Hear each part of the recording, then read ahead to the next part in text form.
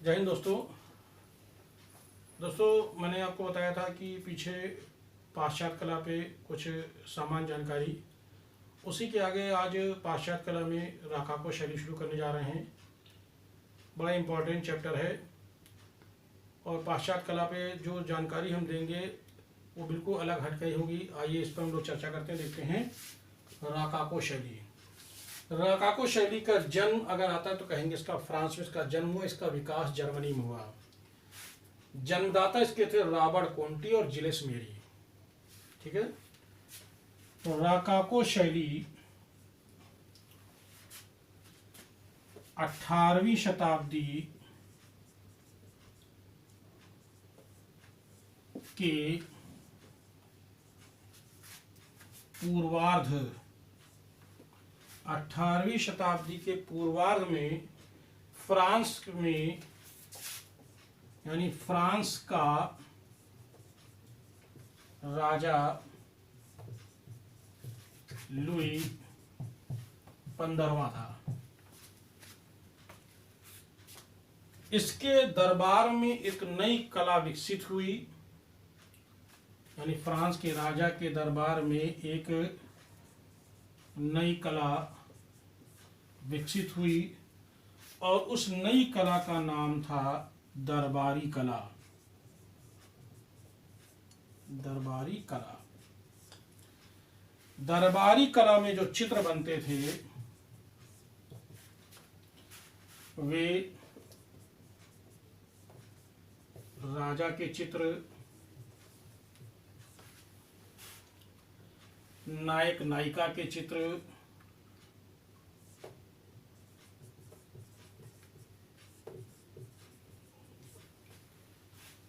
परियों के चित्र,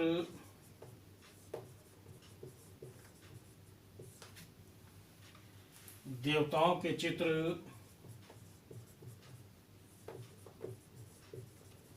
आदि। ये दरबारी कला जो थी उस समय ये इस तरह के जो चित्र बनते थे। लेकिन बाद में यही कला जो थी वो विकसित हो गई। जब ये विकसित हुई, इसका विकास हुआ, तो ये कला जो दरबारी कला थी, ये कला विकसित होकर राकाको शैली के नाम से जानी गई। तो राकाको शैली है क्या? जो राकाको जो शब्द है ये फ्रेंच भाषा का शब्द रकाय से बना है और रकाय का अर्थ होता है सीप। मैंने बताया कि जब ये दरबारी कला विकसित हुई तो ये राकाको शैली के नाम से जानी गई। और राकाको शब्द जो है ये फ्रेंच भाषा का शब्द रकाय से बना है। किससे बना है? मैंने कहा रकाय से बना है। और रकाय शब्द का अर्थ होता है सीप। क्या सीप है ये बताते इसके में?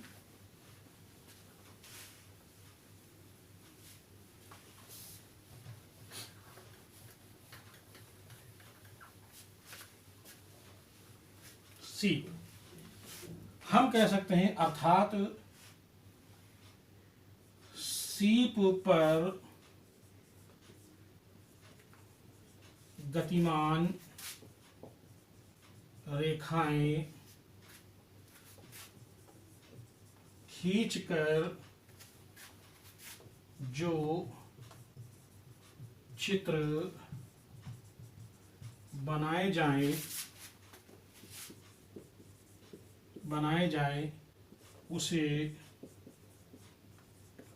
राकाको शैली कहते हैं। उसे राकाको शैली कहते हैं। फिर ध्यान दीजिए, सीप पर गतिमान रेखाएं खींचकर, मैंने लिखा ना, सीप पर गतिमान रेखाएं खींचकर उस पर जो चित्र बनाए जाएं उसको हम राकाको शैली के नाम से जानते हैं। राकाको शैली में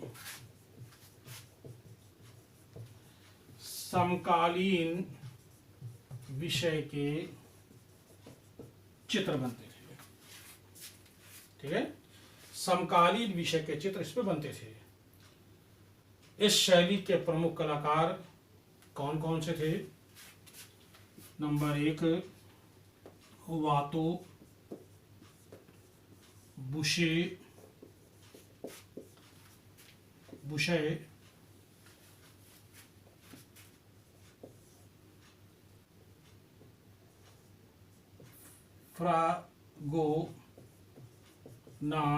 फ्रागोनार्ड, जियोवानी। ये प्रमुख कलाकार हैं। जो सीप पर गतिमान रेखा खींच कर सबसे पहले जिसने चित्र बनाना शुरू किया था वो वातो और बुशे थे। लेकिन खोजकर्ता की जब बात आएगी तो हम कहेंगे इसके जन्मदाता रॉबर्ट कोंटी और जिलेस मेरी थे। तो आइए हम लोग इस पर एक एक चर्चा करते हैं। ठीक है, हम लोग वातो की बात करते हैं। तो वातो ये रूबेंस के शिष्य थे, रूबेंस कलाकार के शिष्य थे। और दूसरी बात वातो की खास बात ये है कि ये वातो मित्र प्लस मॉडल, मित्र और मॉडल संबंधी चित्र बनाने में माहिर थे। चित्र बनाने में माहिर थे। ठीक है ना, मैंने कहा कि ये रूबेंस के शिष्य थे। ये मित्र और मॉडल संबंधी चित्र बनाने में माहिर थे। इनके प्रमुख चित्र हैं गेरसेट की दुकान, संगीत समारोह, देहाती विलास, इटालियन प्रहसन, गलत कदम, मध्यवर्ती छज्जा। ये वाला चित्र है चिथेरा के लिए जो पोतावरोहण, ये वातो का सबसे प्रमुख चित्र है। प्रमुख इसलिए भी है क्योंकि ये 18वीं शताब्दी के पूर्वार्ध का सबसे प्रसिद्ध चित्र है। ये ध्यान रखिएगा, सबसे प्रसिद्ध चित्र है चिथेरा के लिए पोतारोहण। और वर्तमान में यह चित्र जो है आपका लूव्र संग्रहालय में सुरक्षित है। और लूव्र संग्रहालय आप जानते हैं कहाँ है? फ्रांस में। ठीक है, चलिए अगला हम लोग देखते हैं। राकाको शैली का अगला जो चित्रकार है वो है बुशे। बुशे खास बात यह है कि बुशे विविध विषयों संबंधी चित्र बनाने में माहिर थे। इसके अलावा ये विवस्त्र, मानव आकृतियां, ये विवस्त्र मानव आकृतियों के विषय वाले भी चित्र बनाते थे।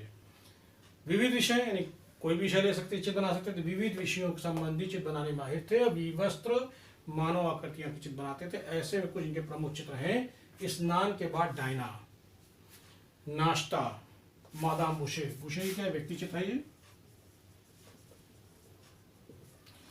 और देहाती की मनोहारिता, देहात की मनोहारिता, इनका सबसे प्रमुख चित्र है वो लीला हंस। ये सबसे प्रमुख चित्र है, प्रमुख और प्रसिद्ध। क्यों प्रमुख प्रसिद्ध है? इसलिए कि लीला हंस का जो चित्र है इससे पहले भी कुछ चित्रकारों ने चित्र बनाए हैं। जैसे लीला हंस का चित्र एक बुशे ने बनाया। इसके अलावा लियोनार्डो दा विंची इन्होंने भी चित्र बनाया है। माइकल एंजेलो ने भी चित्र बनाया है। इसके अलावा राफेल ने भी चित्र बनाया है। तो सबसे पहला इन्होंने बनाया, दूसरा इन्होंने बनाया, तीसरा इन्होंने बनाया, चौथे नंबर पर बुशे आएंगे। ध्यान रखना, लियोनार्डो विंची ने भी लीला हंस बनाया है, माइकल एंजेलो ने भी बनाया है, राफेल ने भी बनाया है और बुशे ने बनाया। तो बुशे ने लगभग 18वीं शताब्दी में, ये लोग 15वीं और 16वीं शताब्दी के चित्रकार थे। इन लोगों ने बनाया। हम आपको आगे जब पढ़ाएंगे तब बताएंगे आपको ठीक है। तो चलिए अगला देखते हैं हम लोग। अगला चित्रकार जो है वो आपका फेगोनार्ड है या फ्रागोनार्ड है। इसके प्रमुख चित्र से पहले बता दें, ये साधारण संबंधी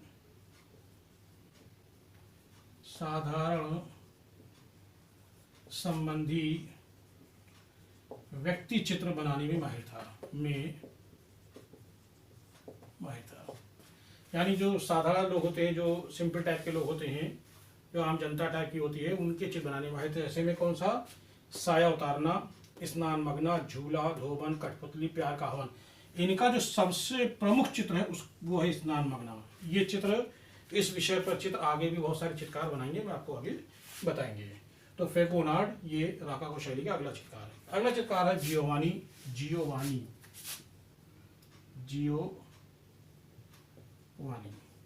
इसकी बात करता हूं तो ये शहीद या बलिदान संबंधी चित्र बनाने में माहिर थे। जैसा देख सकते हैं कि इब्राहिम का बलिदान, मेल जीदे का बलिदान, माना क्या है? एक स्थान का नाम है। माना में लोगों का एकत्रित होना, क्योंकि कुछ लोग शहीद हो गए थे, उस पर चित्र बनाया था। तो इस तरह से मैंने बताया कि राकाको शैली बहुत इंपॉर्टेंट है। किताब में भी कहीं ज़्यादा इतनी डिटेल नहीं दी हुई है, मैंने आपको बहुत सारी इसमें डिटेल दी है। तो दोस्तों इस वेस्टर्न आर्ट जो मैं पढ़ा रहा हूँ, पाश्चात्य कला, बहुत इंपॉर्टेंट है। इस पर आप लोग अपना नोट्स बनाते चलिए। जो लोग नए लोग जिसको देख रहे हैं, इसको लोग सब्सक्राइब करें। पुराने लोग जो है इस पर अधिक से अधिक शेयर करें, इससे अधिक से अधिक लोग जान पाएँ, क्योंकि वेस्टर्न आर्ट बहुत कम ही लोग पढ़ाते हैं। तो मैं आपको वेस्टर्न आर्ट बता रहा हूँ। तो दोस्तों, जय हिंद, धन्यवाद।